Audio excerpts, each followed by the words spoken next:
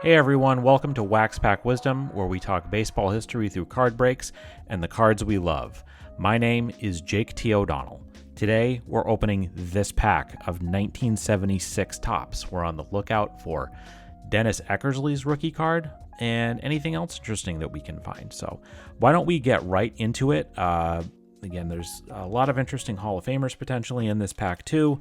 A great era of baseball, the mid-70s. We're going to talk about it all. So let's see who we got. First off, got to show you right there a nice gray piece of gum from 1976. I will not be chowing down on that. You can also see here we have a little bit of a new setup for this episode, and we are excited to go through the cards this way. So we're going to start with Eduardo Rodriguez. I can't say that I know anything about this Eduardo Rodriguez. Of course, there's Eduardo Rodriguez currently in baseball, in Major League Baseball, pitched for the Red Sox. But this Eduardo Rodriguez, we're going to look up. He was from Puerto Rico, and he pitched for the Brewers in the mid-70s. So there you go. Don't really know anything about him. And there's a non-current baseball fact in there about Hack Wilson having 190 runs batted in 1930, which remains the all-time record. But anyway, interesting look there for Eduardo Rodriguez. The having the collared shirt under the V-neck. Again, we're very much in the V-neck era here. But anyway, Eduardo Rodriguez. There you go. All right, the next card is Gene Tennis. All-star first baseman in the American League. Gene Tennis was a key member of the early 70s A's dynasty that won the World Series 3 years in a row, 1972, 1973, and 1974. And a pretty good hitter, pretty good power hitter. Could hit again. You can see there the 3 years for that the A's won the World Series. That was considered a real power hitter in the 70s of hitting 20, 25, 28, 29 home runs, and just an excellent power hitter. Did not hit for a high average, but somebody that was well remembered and well regarded for his role on those excellent A's teams of that era. So Gene Tennis, good card. All right, next is Len Randall. So I'm going to sort of take the opportunity here to talk about the look and feel of the 76 Topps cards. They had the sort of bottom colors that were related to the colors of the team, and sort of action figures of people playing the game, whether it was pitching or playing second base. You can see that guy is getting taken out at second base there.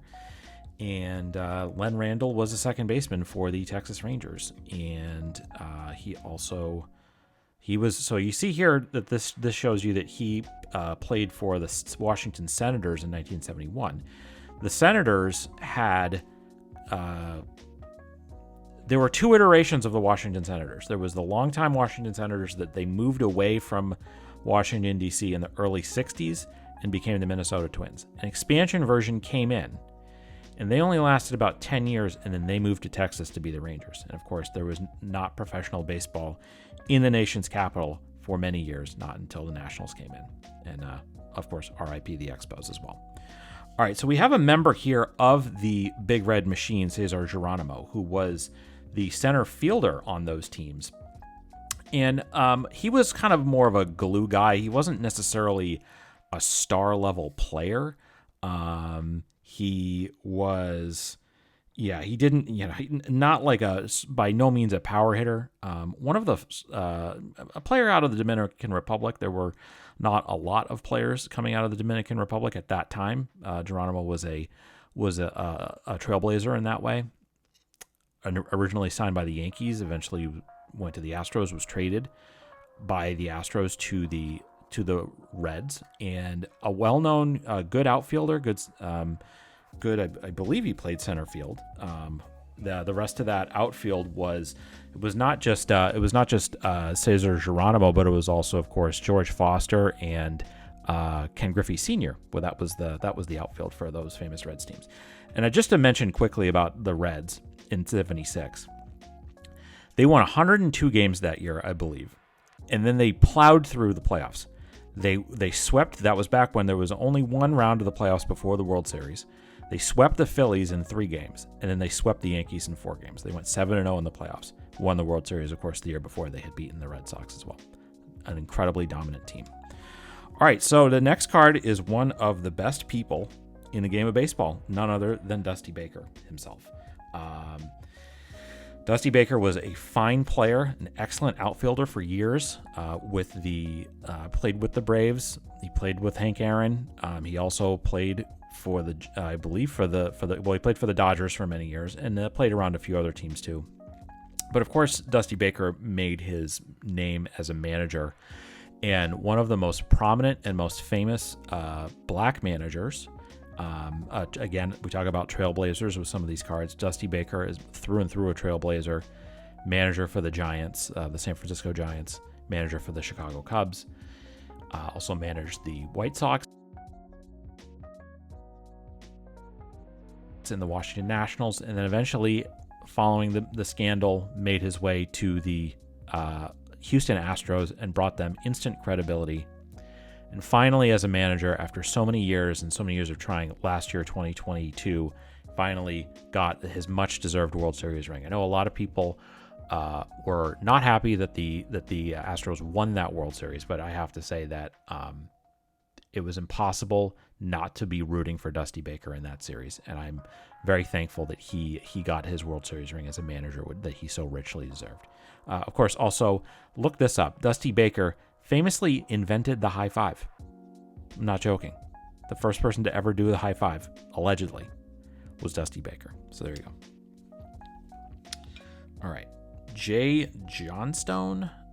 Can't really say that I know a heck of a lot about Jay Johnstone. Again, rocking that the polo shirt under the jersey. I guess it looks like a long sleeve polo, but Jay Johnstone looks like he bounced around a bit as an outfielder, as like sort of a reserve outfielder. Born in Manchester, Connecticut, a town that I know pretty well. And he played for the Angels, White Sox, A's in 73. I bet he got a World Series ring in 73. So good for Jay Johnstone. Hope he hung on to it. All right.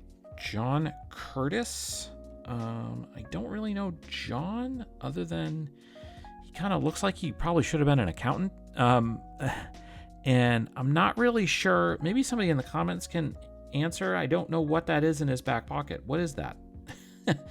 Is that some kind of like a cloth, a scarf, something? Or is his pocket turned inside out? I don't know. But anyway, John Curtis, clearly a left-handed pitcher. He played for the Boston Red Sox. So there you go. I wasn't aware of that. I'm a Red Sox fan. Born in Newton, Mass. How about that?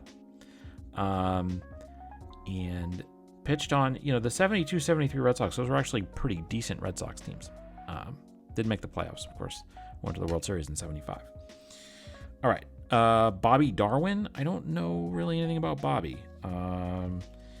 And he was played for the Brewers, who would have been a teammate of like Robin Yount in this era. Robin Yount at this point was a shortstop. He eventually moved to the outfield, but don't really know much about him. Merv Rettenmund.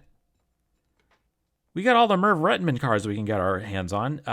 If you watched our 1972 video, 1974 Topps video, which I'll link to up top, you will have seen a Merv Rettenmund card when he got traded to the Reds. And again, a member of the Big Red Machine. I'm not sure if he actually played for the Reds in 76. He definitely played for them in 75 and got the World Series there. Got a World Series ring there. But anyway. The last card here is Tito Fuentes. Check out that headband. Tito. Love that. Love to see that. Second baseman for the Padres. This would have been sort of early in the years of the Padres, and you can see that the gum damaged this a bit. He was a Cuban-born player, and a lot of good years with the Giants. Those were good Giants teams. Sort of later Willie Mays era, sort of the heyday, more of the sort of Willie McCovey heyday. He was in, Tito Fuentes was an infielder on those teams. Juan Marichal would have been on those teams. Tito set the mark for fewest errors by second baseman with only 6 in 1973. That was back when the only defensive metrics we really had were errors. So anyway, that is it for this pack of 1976 tops. Not really a lot of keepers in here. If anybody is doing a set build, we're gonna have Dusty Baker be the feature card at the end here, as he so richly deserves it. If you are doing a set build for 1976, I keep meaning to mention this. Reach out to us. Send us a message on social media. Let us know. You can find all of our links for all of our social media channels at the bottom of this video in the description. Let us know what you think of this video. What was your favorite card from this set? The overall set of 1976 tops. What's the best one that you have? The best one that maybe you pulled from an unopened pack? What's the best one? What was the one you liked the most? Who's the player that you liked the most in this pack? Let us know. Please, like I said, follow Waxpack Wisdom on all social media channels. Please subscribe to our channel here. That would mean a lot to me.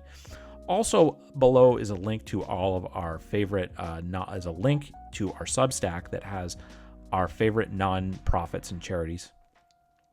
Please check those out. Let us know what you think. And thank you so much for watching this. We're going to see you next time on Waxpack Wisdom. Take care.